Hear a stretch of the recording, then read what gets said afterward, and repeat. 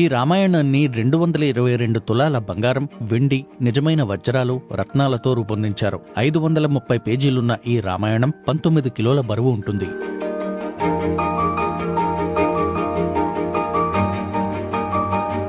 મારા દાદા શ્રી રામભાઈ ગોકળભાઈ ભક્ત એમણે આ 81ની સાલમાં સુવર્ણ રામાયણ બનાવ્યું હતું. રામાયણ ટોટલ 19 કિલોનું છે. એમાં 200 તોલાની ઈંક વપરાય ને 22 તોલા મુખ્ય પેજ પર મૂર્તિમાં વપરાયું છે.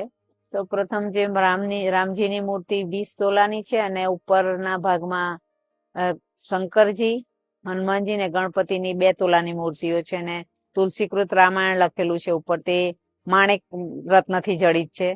બીજા એના સ્તંભ મંદિરના બનાવેલા છે તે ડાયમંડના છે, હીરાના છે.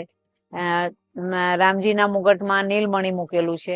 એટલે આમ હીરા, માણેક, પન્ના ગ્રીન છે તે પન્ના છે ને પેજ કવર ચાંદીનું છે. એટલે સોનું, ચાંદી, હીરા, માણેક, પન્ના એ રીતે આખું પુસ્તકનું મુખ્ય પૃષ્ઠ તૈયાર કરેલું છે.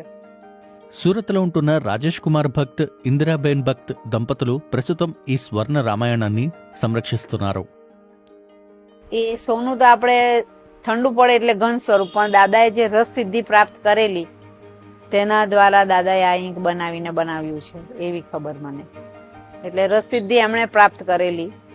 આમ તો નરેન્દ્રભાઈ મોદી પણ આવી ગયા છે દર્શન માટે ને મોરારી બાપુ પણ આ ઘરે આવી ગયા, આ ઘરને પાવન કરી ગયેલા છે.